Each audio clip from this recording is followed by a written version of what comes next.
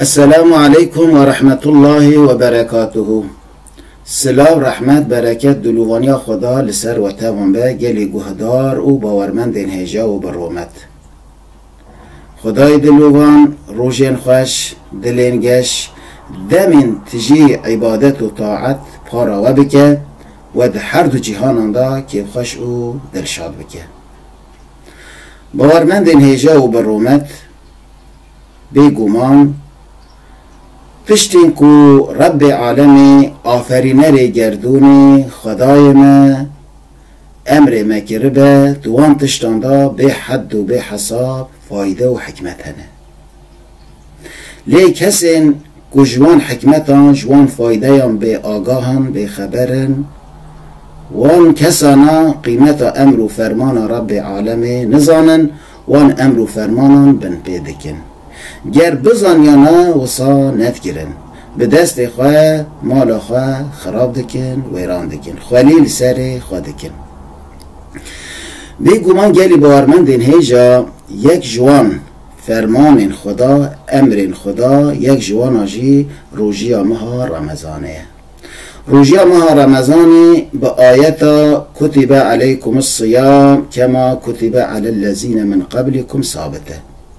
معناوی گلی باورمندان چون روژی لسر امت بریه و هاتبو فرض کرن لسر وجی هاتیه فرض کرن بلی فایده و حکمت روژی ماه رمضان بگومان به حد و به حساب و به داوینه بسری دا فایده گرماهی نابرا جواکی هیه یعنی دبت سبب روژی گرتن کدنا و جواکی دا که اگر روژی گرتن اکی بزانستی بزانبین بگرتن بت سبب کدنا و جواکی دا گرماهی چید به رحمت و شفقت چید به هف گرتن چید به اوینکی و حس کردن چید به و در روژی گرتن زانستی دا تربیه کرنا نفسی هیه خوش کردن اخلاقی هیه بیشی گرتن نفسی هیه و نفسی ددتا ناس کرن لورا نفس خوازه که هر تم هرگاه آزاد بب که بخوا حرکت بکه لی روژی گرتن بشه تو که بخواننی بیدت زانین خدا یکی تهیه رب یکی تهیه دوید تو لگور داخوازیاوی حرکت بکه آزادی ها بیداوی تو نیده بشته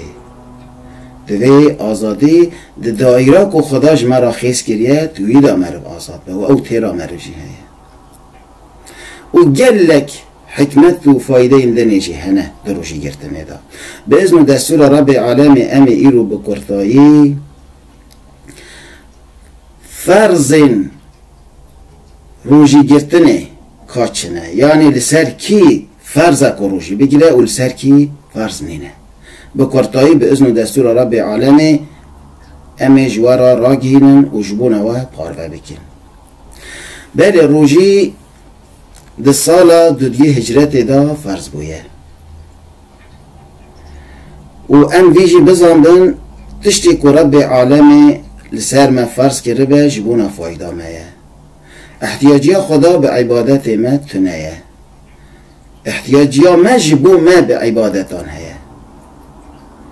و جبونا که هم دنیای دا هم آخرت دا کیف خوش ببن دلشا ببن جیانه که خوش آوا بکن با آرامی بیک بینن رب عالمی تشتان امری مده که و تشتین که خراب انجی جیانا مجی خراب که وانجی لسر ما قد خد که گر ام راست بن گر ام به اوائه که دلسوزی تسلیم خدا ببن دوی ام داخازی خدا پیک بینن گر ام پیک نینن ام خالی لسر خود کن ام مال خواه به دست خواه ویران دکن لو کسی که جوان راستی هم به پار بن به گمان او کسانا امر و فرمان رب عالم جی بکنایمن لورا نزانن خالی سر خواه دکن به نظانتی آخواه به جاهلتی آخواه امر و فرمان رب عالم بن پیدکن یلی باورمندین هیجا روژی گرتن بی گمان و بی شبهه فرضه کسا که فرضیت روژی این کار بکه نعوذ بالله جدین درد کرده لی کسا ببیجه فرضه لی از که ماسید کم اسستایی دکم ناگرم وان کسا ناجی گناه کار دبن این کار کردن تشتکی جدایه نگرتن تشتکی جدایه بله بکرتایی امی دی بی نظمان و خال هلی گرنگ و مجارا می راستی جی که اوه روژی لسر هر کسی نفرزه خدای دلوان تشتین که فر امر مده که تبلگور هیز و قوت آمایه کسی که نکاربن وی امر پیک بینن لسر وانا وی تشتی فرض ناکه آنتشا کش قوت آمدر به خداش خواهد لسر فرض ناکه و امر ناکه امر بنیرن کالگور اسلام پیروز روژی لسر کی فرضه و شرط فرض بونا روژی چنه شرط فرض بونا روژی چارنگلی باورمندین هیچا وان هر چار شرط آنا دی کسی که دا کو پیک هات لسر روژی فرض به یکمین الاسلام کسا روژی دیگره دوی مسلمان به کسا که نه مسلمان به روژی لسر فرض نینه لورا مخاطب نینه مخاطب حکم الهی نینه او نابت مکلف دویمین یعنی لسر کافران لسر نمسلمانان روژی نفرسه